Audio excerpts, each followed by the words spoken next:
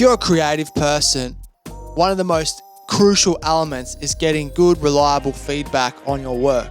If you don't, how are you supposed to improve? So if you've got no one to give you feedback on your music, is it worth paying for it? Well, I already know the answer, so let me tell you right now. This is Sneaking Out, a song I wrote and produced. And in the last week or so, I began the process of mixing at home by myself. So here's a little preview of how it sounds so far. I know they're saying that we're not supposed to see each other. It might sound crazy, but that's what makes it fun. Forget the rules tonight. Do you wanna meet me later? So if you're down for it, just say and I will come. I'll be sneaking out at midnight. I'll be moving. Okay, I'm happy with how this sounds so far, but I'd be foolish to think that it couldn't be improved. So if you're like me, and you work out of a small bedroom, then you likely have this same problem. You don't have anyone to ask for feedback. You don't have a reliable, honest, experienced mentor to give his wisest critiques on your music. Now, this is really important because we know the back and forth dynamic between a master and apprentice is essential for honing your craft, becoming an outright master yourself. You could ask friends and family for advice, but you'll be let down because they won't want to be honest, they won't want to hurt your feelings, and frankly, they probably don't care. You could turn to internet forums and Discord servers for advice, but luckily, you will get advice, but you don't know who it's from and you don't know their level of expertise. You could take to heart advice from a complete beginner and not even know it. So there's a third option, and that's paying for advice. I've never done this before, so let's check it out together and see what it's like. So here we are on lander.com. Just a quick Google search revealed that they offer mix and track feedback on your songs. Here we can see a list of pros, and I'm going to select lessons and mentoring and then go here to mix feedback. And now we can see a list of professionals that offer this service. So it says get professional mix feedback, connect with professional mix engineers and get honest and professional feedback on your tracks. So we can scroll down here and browse these professionals, all verified and for varying costs. So I've just chosen someone here. And if you look up here, their credits say that they have worked at Abbey Road Studios. And they've also worked on the Beatles catalogue. There's a bit more spiel here. If I can't trust this person's opinion, then who can I trust? So I'm going to select this mix feedback for $100 and hit book. Okay, so it's a few days later and I've received a response. But before I show you that, I just want to contrast with some of the feedback I got from Discord. One punter had this to say: I thought it sounded pretty good sonically. The bass kind of stood out to me as being too sterile. Is it programmed or live? At 150, try more stereo effects with the synths. Maybe play with a delay or verb. You can automate to build tension. The drums seem kind of weak. Not sure if it's your sample choices or the mixing. I think if you sped the song up a few BPM, it would make it a little more lively. The synths you have in the outro are sort of distracting. I'd push them further in the mix with either chopping off the high-end EQ or verb. And another one says, it's hard to explain. I'd rather just do it myself if you'd be down to send stems. Too long didn't read. Beef everything up a bit.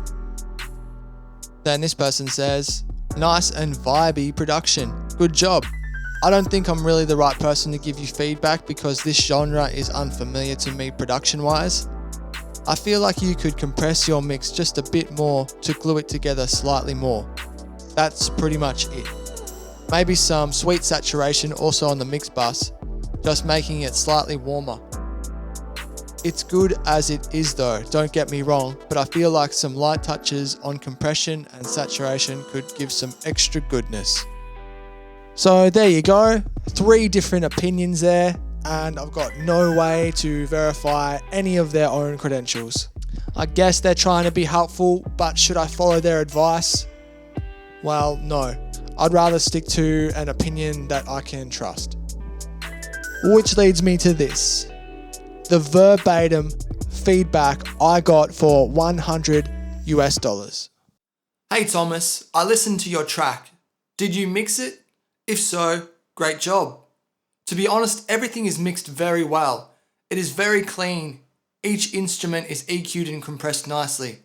It sounds controlled and is well balanced. A few suggestions on how you could improve it. 1. As it is pretty much perfectly balanced, I'd now think of this mix in a more creative mindset. What can you do to really make it pop? For example, I'd give the kick drum a little boost at around 75 Hz to really make it jump on big systems. I'd also recommend boosting the air frequency around 7 kHz in the backing vocals.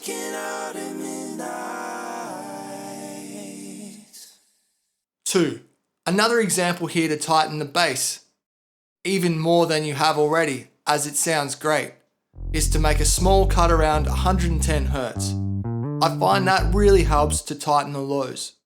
You could also boost the 1K area in the lead vocals, slightly around 1.5K, to make that really shine through the middle of the mix. This works well for phone/laptop speakers. Sneaking out at midnight. 3. I noticed in the drop down section at 3 minutes that the finger clicks seem a little loud to me. Perhaps reduce the volume 1 to 2 dB.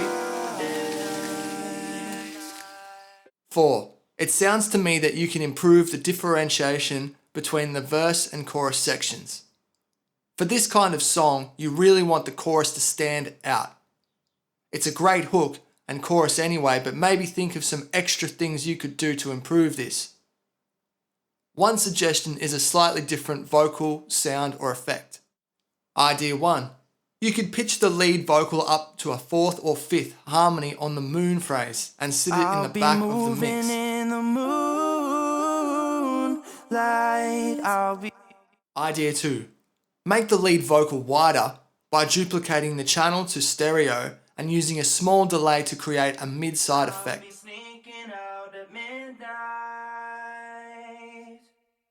Idea 3. I also really like the guitars in the chorus, but I'd be interested to hear more of them. Perhaps boost them slightly or make them wider. 5. Don't be afraid to compress some of the vocal parts even more, especially the vocoder at the beginning and lead vocals.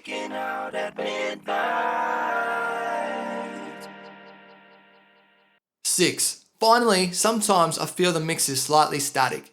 The way around this is to use automation to boost the level of different instruments when they are most important. For example, the vocoder at 5 seconds and the guitar in the break section at 3 minutes. Of course, just my preference. do you wanna meet me later? So if you're down for it, just say and I will come. I'll be sneaking out at midnight. A good reference is Bruno Mars for this. Be sure to listen to some of his mixes and there might be more interesting techniques you could use. 24K Magic is a great mix. I've attached a halfway master with a small boost at 75 Hz, a small boost at 7K on the sides, a small boost at 1K, a little dip at 110 Hz, and some general brightening at 8K, which should bring it in line with more commercial records. Of course, it would be better to adjust the EQ on individual instruments, but I wanted to demonstrate the ideas above. Okay, there you have it. Is it worth paying someone for feedback? Well, in my humble opinion, yes.